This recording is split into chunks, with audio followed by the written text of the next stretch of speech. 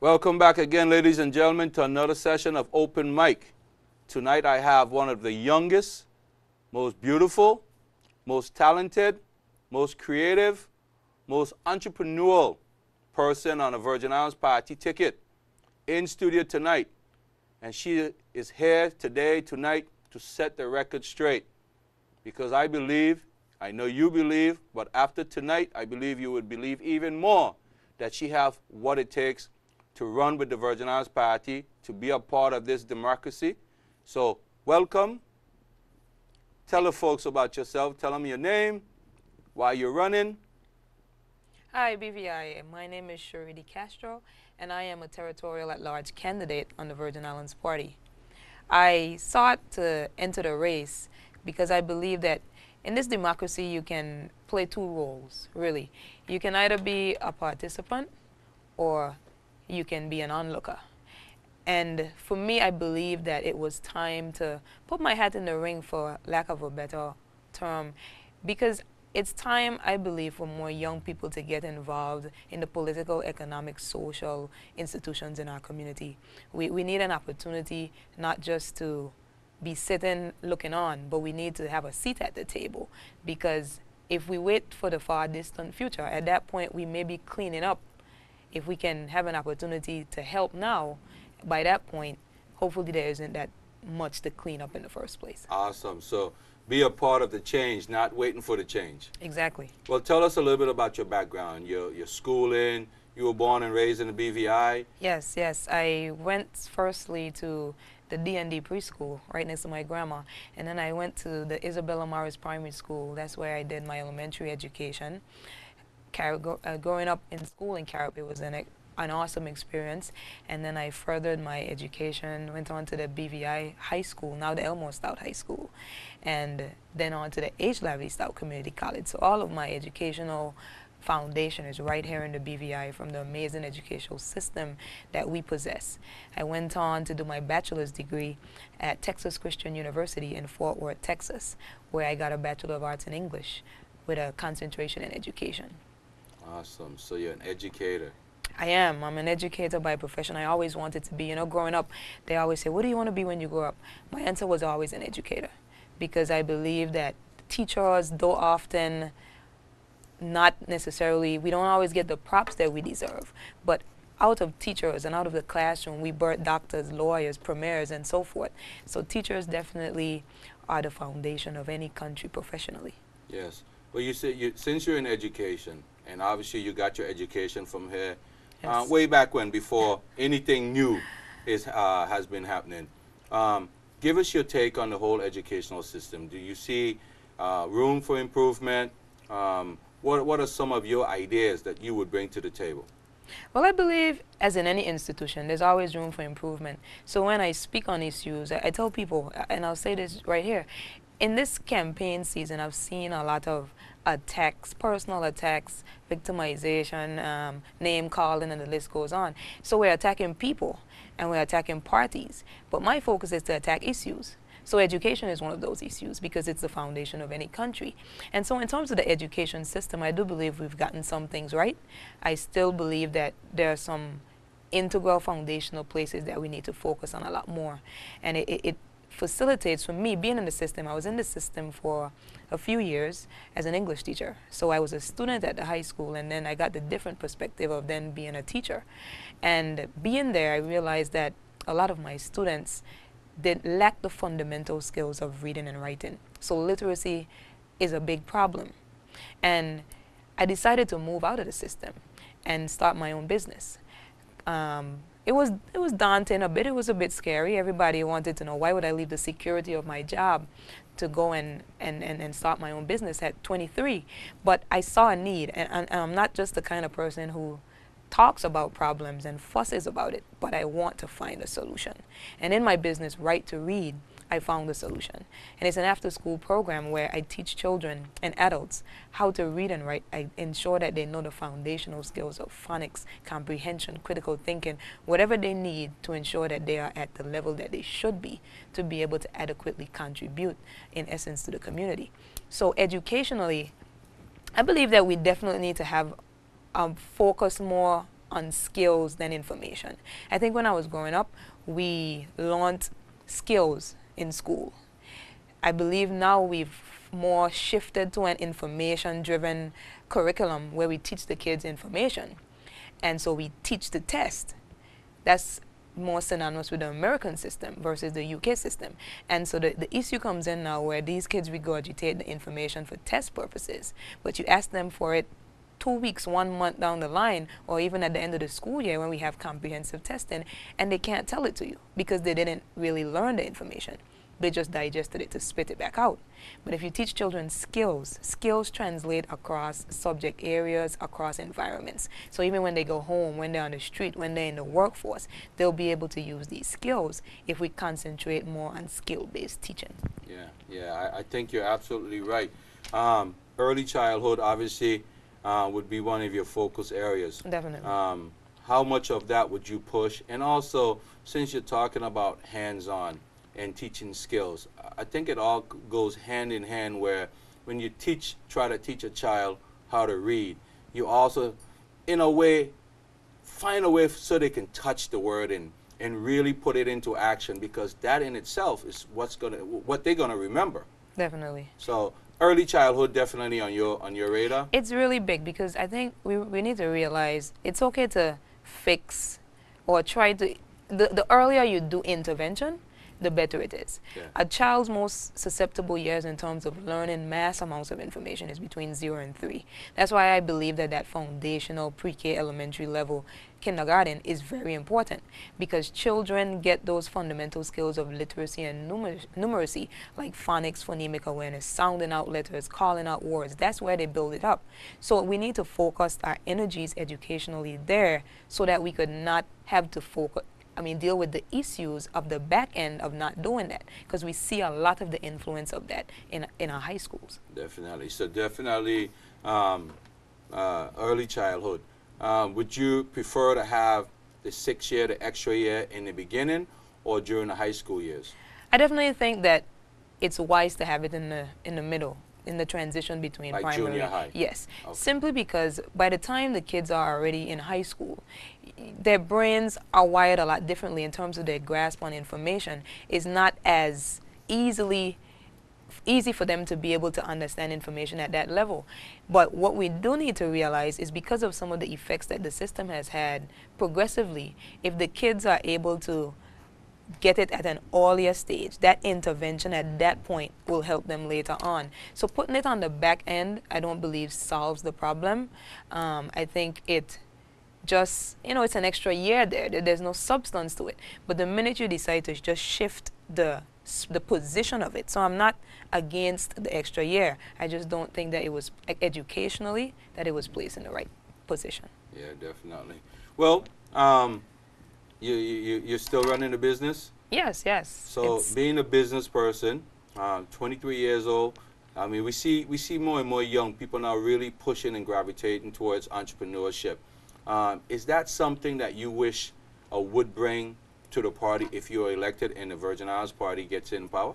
Yes, it's a huge part of our youth empowerment, part of our manifesto. And it speaks to the concept of, it's important for young people to understand that they can dream big. In essence, opening their own businesses. The problem is we can't just have them opening their own businesses, but they need to be able to understand how to sustain them. So it goes back to the same skills. We need to incorporate, and through the Virgin Islands Party, we pledge to incorporate a program, a training program, where we understand and look, research, see what the niches are in terms of what does the BVI need in terms of business. What kind of businesses do we need to open up to facilitate and grow our economy and get people vested here? And if we can train our young people, let's say for instance even in tourism, and we speak a lot about customer service and that kind of stuff, train them, give them the skills first and the resources second in terms of the finances and even the human resource. Because one thing, I believe that we can do this through public-private partnerships. We have a lot of people that have vested interests here.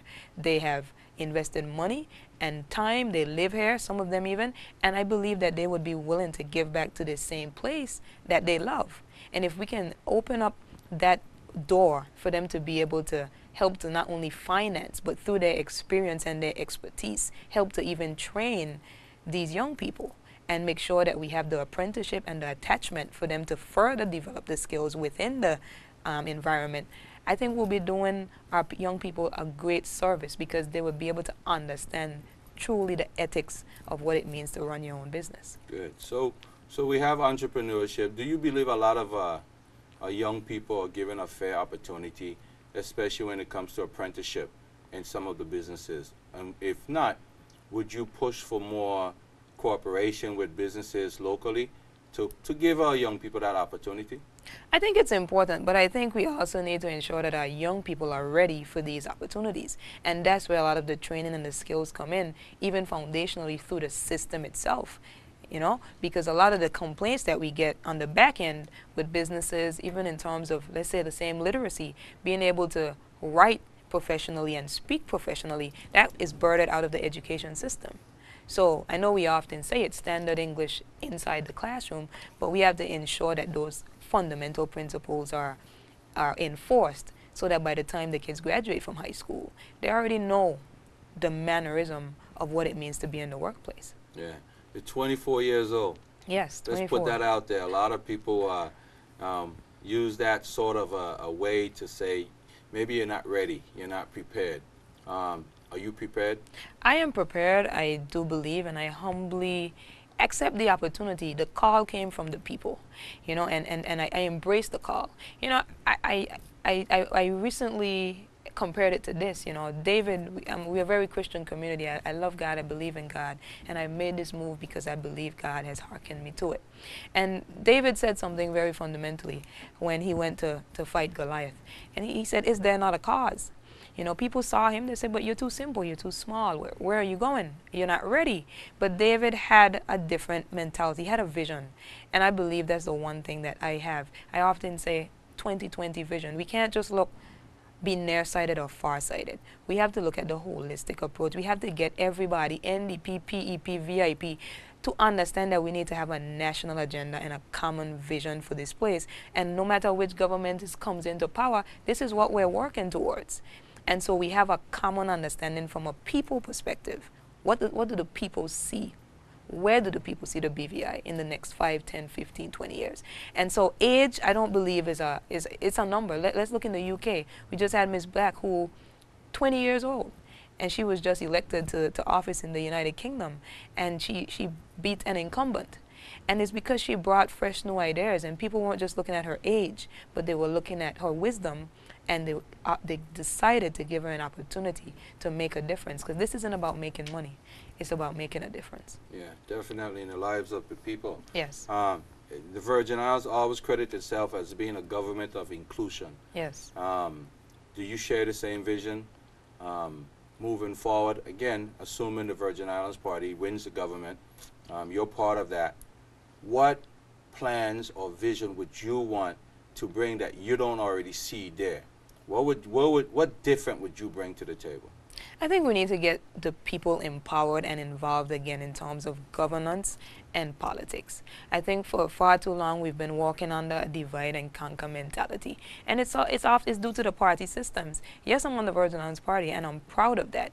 But I believe that the fundamental thing of all of us who's in the race, being on a team should not disenfranchise, or you should not look down on another side, because everybody has something powerful to say. Everybody wants to make a difference.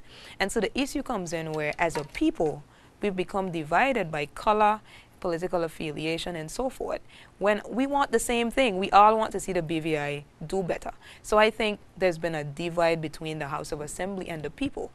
I don't want just my picture to be up on the wall in the House of Assembly or my name to be written in the books. If I'm in there making decisions in the House that the people can't feel in the streets, it doesn't make sense. So the people need to feel that sense of involvement in terms of government, because we the people hire the government.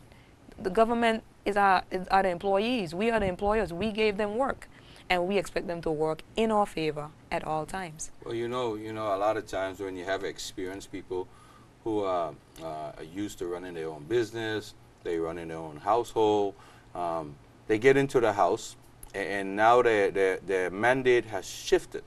It's now, well, you put us here, trust us to do the right thing. Would you be one of those people, or do you believe the government needs to listen more to the people, have more consultation, and basically carry the message of the people. You have to. There has to be constant, consistent interaction with the people. It's the only way that we can hold our government accountable. I look at it this way. If I go to the doctor and I'm sick, and the doctor just decides to just give me a pill and tell me take the pill, I don't know what's wrong with me. You haven't explained to me, well, okay, this is the issues. This is how this is what this medicine will do for you. This is why you must take it. These are the effects of it. That explanation helps me to understand, like, well, this is what I need to do to healthily contribute now in terms of government and in terms of my country. But if you're just doing things in isolation from the people, there's no balance. And so you can't get buy-in from the same people that you're implementing laws from. That's why they have to be a part of it. Yeah. What's your view on the whole talk on the street about the last government? You know, conflict of interest, not being accountable, quick election, snap election, however you want to define it. What's your take on that? Do you think, A, there needs to be more legislation, more definitive legislation to govern the behavior, to hold them accountable for answering? And then looking at the fact that you might be in there, would you want to put more restrictions on yourself? Well, and I think that last comment you made is what solidifies the whole thing. Oftentimes, if a government, whichever side is in power, they may campaign on changing something, but the minute they get in there, they realize that it's to their benefit. But what we have to understand is we're not supposed to be benefiting 13 people. We're supposed to be benefiting a population of about 30,000. So that's where the shift has to come, where, yes, I believe that the NDP government did do some good things. We can never say that nothing was done. Could more have been done? Yes. In terms of the snap election, well, I don't think I need to voice my opinion on that, because I think the people have already explained, and the people are the masses. The discomfort, we go to the homes and we hear people saying, I don't have any time, I'm bombarded by so much information. But I still hope that people could set themselves aside from all of that and still focus on the people who have presented themselves and make an informed decision. But the truth of the matter is, I don't necessarily think once we campaign on things, but the minute we get in, I think we see it from a different perspective. I don't hold that view, and I think that no matter where you go, no matter where you sit, you need to have certain principles and stick to them. Yeah, definitely be accountable. Would you support a freedom of information, not just an act, but a real implementation of a system where information is being published when, you know, it's in the public best interest? Or would you be like what we've seen in the past where questions weren't answered because it was deemed not in the public's best interest? Transparency is important. The people who have elected you to lead must understand what you're doing at all times, because it influences us. And so I believe in any government, especially we live in a democracy, transparency is key. There should be no blockage where the people don't feel like they have access to information that's public in the first place. Definitely. So you're at large? Yes. And you're from the 4th District, I assume, right? Well, no, I'm from the 2nd District. My mom is from the 2nd District, my father from the 4th. And you're registered in the 2nd? I'm registered in the 2nd. Okay. So why at large and not district? Well, my view and my vision has always been a holistic one. Even as far back as Miss BVI come up, I believe I embodied interest and love and the desire to make a difference territory-wide. I do believe that the district has its benefits, but when I looked at myself and the vision that I had in terms of the broad scope of things, I want to be able to help all the people, and I want to be able to attract, being the youngest person even, to attract young people from every district and to get them involved in the conversation and the implementation of policies in the BVI. Yeah, because you know it's a crowded field. It is. The whole at-large 16 thing. people in all. 16 people, and only 4 can be chosen and selected. What's your best fight? What's your best fight for the BVI? Across the board, we've seen a lot of arguments and people being unhappy with certain things like fishing rights. We hear a conversation about people being driven away from fishing ground, beach being blocked by private investors and so forth. Assuming the stories are true, would you be fighting on them, on those people's behalf? And what type of legislation or measures would you try to bring forth so we can clear the air on all of this? Well, my fight is only the fight for the people. So wherever the people's issues, complaints lie, wherever that is, that's where the fight must be. And again, we're not fighting any specific person or any specific group. We're fighting and attacking issues. So whether it's fishing rights, whether it's access to beaches, whether it's education, whether it's healthcare, whether it's NHI, no matter what it is, the fight remains with issues so that we can do our research and be able to come up with the best solution that's in the best interest of the people, not any particular person or any class system, but the entire Virgin Islands. Definitely. Tourism, financial services is real huge for us. Yes. Would you try to bring forth a third pillar, something that we can definitely maybe foster, grow, help to develop? And what would that be? We've been having other conversations about it. The Virgin Islands Party, the commitment to the diversification of our economy, even as we look at fishing and agriculture. Now, I believe that those are two very important sectors. We've seen it come up through our history as just very important and the backbone and the foundation in terms of food, that sort of resource, production-wise. I think it's important. We see through the Maritime Academy that the Virgin Islands Party is interested in getting even specifically young people and even integrating it within the education system where our children learn from swimming straight up to sailing and so forth. I believe that is integral because that's our natural resource. We are the sailing capital of the world and we have to capitalize on that. If we get more young people involved in that, we'll be able to find our X factor, because I believe tourism is important, but it doesn't make as much money as it would if we don't find our X factor. And I think the BVI at this point, in this change, in this shift of government, in terms of tourism, we have to focus on finding our X factor. And I believe it comes through this whole Maritime and Oceanographic Academy that the Virgin Islands Party is trying to implement. All I can say is Dr. Carl Dawson, look out. Because we have 2 billion people. We have an older educator and we got a younger educator, and it seems like if those ideas can merge, and definitely y'all on the same ticket, sounds like we'll have some improvement in some of those hands-on approach. I definitely support the Maritime Academy. I think that's beyond necessary. I think it's beyond important. We are the sailing capital. Our entire tourism, I think, is built around our sun, sand, and sea. Yes. Many people say they ain't just coming for that. We can add as many other things as we want, but if you take away one of those, your tourism season is going to dead. I mean, it's just going to die straight, period. I mean, you take away the sailing, you don't have a tourism product. You take away the sun, you don't have a tourism product. So I think, yes, building something around that is very, very important. Any other thing, though, would you bring and complement our tourism product? What other type of tourism product would you want to see here in the BVI to help encourage other type of traveler to come and visit the BVI? Well, here's the thing. I think that we already have so much going on. What I think is that it's going on individually and in isolation. Let's look at King Garden Bay. That's where I'm from.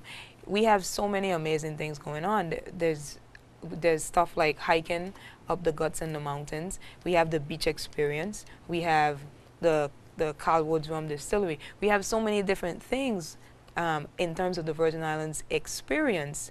But what happens is that we need to try to find a way to package it and sell it holistically. So when people come, whether they come in, of course, if they're coming from by the cruise, it's a bit different. But that land-based tourism, we can institute something where everybody works together and everybody benefits, because we have to market. We have to find the best marketing strategy. And I don't think, well, it's worked for quite some time in terms of that individual approach. But if we can come together and find a way to market all these different individual things as one, people can plan vacations around that. Definitely. I can't say anything more on that. VIP. Why VIP? Not NDP, not PEP, not one of the other Ps. What is it about the VIP that attracts you to the VIP? I believe the Virgin Islands Party was founded on visionary leadership. I look at the late Honorable Hamilton Laverty Stout. He always said, where there's no vision, the people perish. My platform is based on this whole concept of 2020 vision. I believe with the Virgin Islands Party, especially with the new slate of candidates, we have an opportunity to revitalize our party, which we have. And we have so many different people, ordinary people, and I keep saying that, ordinary people. people who can see eye to eye with you, people who have experienced the same issues that you do. And in so doing, we understand. We often say who feels it knows it. And I believe that we have a group of people, 13 people strong, who come from varying backgrounds, careers, families, structures, who have decided that we want to put our lives up to serve the people. And through that in itself, I saw a bunch of people who have been my mentors. Even we look at Dr. Carl Dawson, Honorable Andrew Foy, educators in their own right that I've looked up to all my life, even Honorable Hamilton Leverty Stout. So the Virgin Islands Party more aligned with me as an individual. But holistically, I'll keep stressing, no matter which side you're on, it's about the people that make up the party. And I think that's what has happened in our country in terms of this whole divide and conquer thing. Yeah. It's sad, but the truth is, we all want the same thing.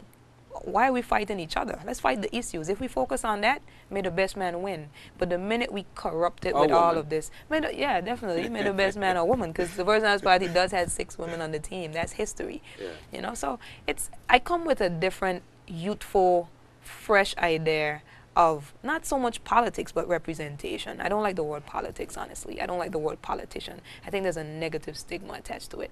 I want to represent the people. Yeah. Well, speaking of that real quick, you know, it is a historical election. It is. We have so many women, brilliant women. I heard one pundit one time saying that some of the women on one side didn't have much to offer. But I don't think anybody can sit here today and listen to you and say, 24? No, she is 24, or 24? No, she's not 24. I don't think anybody can say you didn't offer anything. I mean, being able to articulate yourself. But how does that make you feel, being a part of this historical movement? It's amazing. It's refreshing, because I believe for a very long time, and this is no disrespect to men, but for a very long time, women have been the backbone of our society. We see it in our homes, we see it in our schools, we've seen it come into the government system, and even in the private system. We see women stepping up to the plate. And the truth of the matter is that involvement gives a different perspective. I believe that we have the whole confidence and critical thinking of the man, but then the compassionate nature of the woman, along with the other strengths, has to come in. And if we can collaboratively forge that alliance between the strength of a man and the strength of a woman in leadership, we will be able to have balanced ideas when it comes to the development of our country. That's right. Well, it's a team. It's a partnership. Man and woman must be able to work together. Definitely. But I agree with you. You know, coming from a home where I had a very strong mother, I mean, I can sympathize with what you're saying. We got about 5 minutes left. Crime. How would you tackle crime? Obviously, we have some increase in crime in the territory. How would you tackle some of that? Here's the thing. I think for far too long in our country with everything, we are reactive, but we need to be proactive. If on the educational end, through our education system, through youth empowerment, youth development, entrepreneurship, and these sort of activities and institutions that we will want to put forward, I think that will help to solve the issue on the back end in terms of crime. If we get our young people involved in stuff that they love to do, they don't have any time for anything else. So we can't be reactive. I'm not going to say anything about any juvenile delinquency. I'm not, because we focus too often on the back end. We've seen a lot of remodeling to the prisons, and we've seen courts being built and all the. But what about our schools? Can we truly say that infrastructurally we've done as much to our schools as we should have? So I believe we've been reactive, but the idea is to proactively implement programs that would ensure that our young people, whether it's through sports, education, the arts, whatever it is, get them involved in the community. And in so doing, they will be able to positively contribute. They won't have time to do anything else. Definitely. Well, I got a million more questions, you know, but I think we're gonna leave it there. I'll ask you one more though. As far as a district rep, sometimes you get lost. You know, let's assume, you know, look at some of the past governments. We've had backbenchers in government that's been sitting around for a long time, and sometimes they get a bit disgruntled. We don't see them doing anything active. They don't get any money. The districts sometimes have to wait for a ministerial project in order to see anything done in their district. Would you be the one to fight for money, Do you think more money needs to be placed in the district, no matter what, and to help move those districts forward? Well, here's the thing. That's why we need a national agenda, because the national agenda will diffuse and infiltrate the districts. Because once we have a set agenda, it affects the territory at large, which means it has to disseminate down to the district level. We cannot just have ministers doing their own thing. If we're buying into a vision, then everybody works to the vision. So even though we have people that you would consider on a higher scale in a ministerial position, we're all still working together, and we should feel the impact of whatever decision any minister makes concerning the national agenda in the district. So if it's sports, every district should feel it, not just one. If it's education, we should make sure that we diversify it and spread it across so that everybody feels it. So I think that would help to erase the whole doubt of the backbencher and the minister and all that. It's not so much about position. If you have a vision and you designate what everybody's supposed to do to accomplish that vision, nobody should feel less than in that mix. Yeah, definitely. Total involvement. Yes. That's what we're talking about. All right. So look into the camera. Give us your best closing argument. Why should the people vote for you out of, 15 other members? Why should they vote for you? Well, I would say when you look at me, in terms of my size, I think people say I'm small, but that's a perfect opportunity for you to think on your child or your grandchild and the future. Because I believe through myself, I humbly say that having a seat at the table, I'm just a representation, but I will be in constant communication with the young people in our community to understand how can we buy into the holistic vision of the British Virgin Islands so that we can ensure that we are significantly contributing. I think it's time for us to have a seat at the table, and I implore you that on June 8th, that you would put your X next to myself, Sharie B DeCastro, and the entire Virgin Islands Party slate, because I believe as young people, our future begins now. And instead of us just having that whole sit-back mentality where people try to tell us wait or turn. When is our turn? I have numbered days on this continent, in this place. I don't know when my time will be up, but I know one thing. I want to leave this place empty, and I want to leave having contributed all that I could in the service of my people and my country. So I look forward to supporting you, and I thank you in advance for putting your X next to DeCastro 2015. All right, brilliant. Ladies and gentlemen, you've been watching another session of the Open Mic Show. Stay tuned. We hope to have more candidates who are vying for your vote. So again, thank you for watching.